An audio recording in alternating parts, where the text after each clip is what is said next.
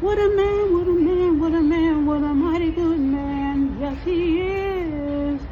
You know, when you have, let's go back first of all. This is Indigo Moon. And of course, that is Salt and Pepper, as well as my favorite girl group, Envogue.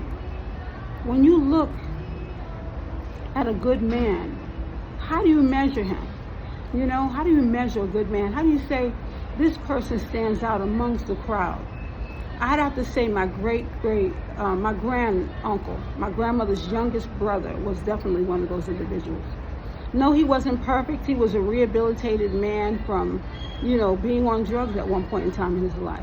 Now, I wasn't around him when he went through that stage in life, but even every time he came around us, he always had a good word for us. I remember when he passed away and we went to his church, every member knew him because he was always a friendly face. And for the 30 years that he occupied that church, he was the person who came in and made sure that the coffee was made, and he made sure that the donuts were on the table at 6:30 every Sunday morning. Now, you say, how many Sundays could that have been? Plenty. And how can a man have such a great reputation for 30 years? I'm sure there were certain people who didn't like him. I'm sure that there were people who might have even said things about him. But every parishioner that we met had something good to say. This was a man who we will all be at the same event, okay? Let's say the first floor was jazz, the second floor was rap, the other floor was R&B. Everyone would vouch that he was there for them, because he'd make sure that he made equal appearances, and he always made sure that he was a good example for us.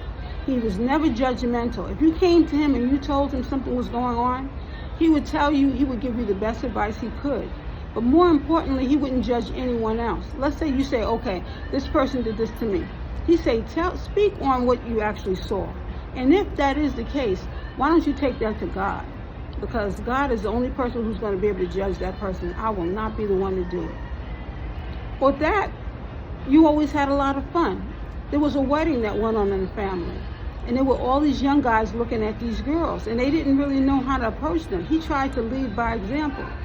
He was the one dancing around all night. He was the one who those young girls were actually asking for his number at the end of the night.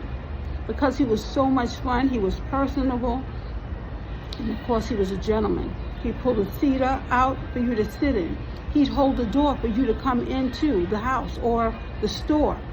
If you are someone who needed help with your groceries, he would stop what he was doing and make sure that he'd help you to your car and unpack those groceries in your vehicle.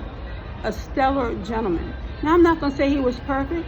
I'm sure that his ex-wife might have stories about him because he was not perfect. But with everything that he went through, you could tell he learned a great lesson. And if you asked him about his past, he would tell you, I was wrong. He would be the first. He had no problem admitting what his wrongdoings were. And that's the reason why I have to say he was a great man. When he went to church, there was the minister was trying to receive more of the youth, and he appointed him to be a helper. You know, some of the guys were coming in with sagging pants, and the next week he went out and he got all these belts, and the guys came into church. One of the guys said, "Man, I can't even get a date with her. Man, I'm trying to get in touch. I'm trying to, step to that honey over there." He said, "First of all, let us be mindful of how we use our words. Sometimes when we speak and we speak like that, those young ladies don't receive that well. So if you want to draw her attention, first let's look at these pants you have on. You have on a beautiful suit. You sure you don't want to, put on a belt or something?" He's like, "Nah, I like this suit like this." He said, "All right, well, let's test this out. You approached her without the belt last week, right? And you said, she didn't even look at me. She said no automatically." He said, "Okay, so let's test it out. Put this belt on. Choose one of the belts." He's like, "I like that one." He said, "Put that belt on and approach her again this time, and let's see what happens." He and that girl became inseparable. And with that one belt, he said, "You think I can keep this belt?" He said, "Yeah, that belt is for you." And he became a mentor to that young man after that. Sooner, later on, they began, continuously dating, and they got married. You never know how one small decision can affect the rest of your experience with a person. Now, I have to use him as an example because he is, he's passed on now, but he was a stellar individual. Because anytime any of us needed advice, we knew that we could go to him when he was there, Perfect example would be an older cousin of mine, who is, his son is also a great example. But I also have to look at another one of my cousins. One time I remember I moved to Georgia, and this cousin, he was working at Bass as a manager, and we needed, I needed my gear to be okay because I was working in the office and I needed clothing. He was a manager there, so he made sure that we got around. He made sure that we got to, there was a special sale coming up. He made sure we went to the special sale and purchased the items that I needed so that I could, go to work with, with good, nice clothing on. Whenever we went out to parties, he made sure that he saw all of us home, including our friends. Not everyone is going to be an example of a gentleman.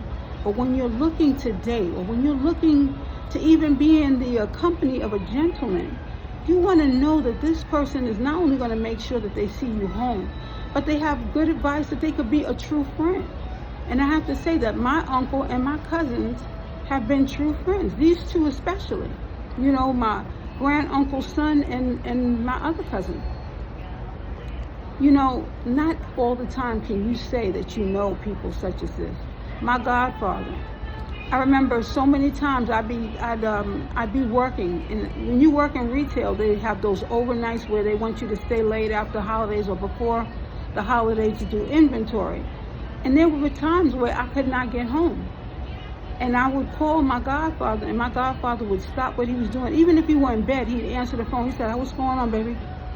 "All right, baby doll, I'm gonna make sure, that you get home, And he'd ask, "Do you want to come to our house or do you want to go home?"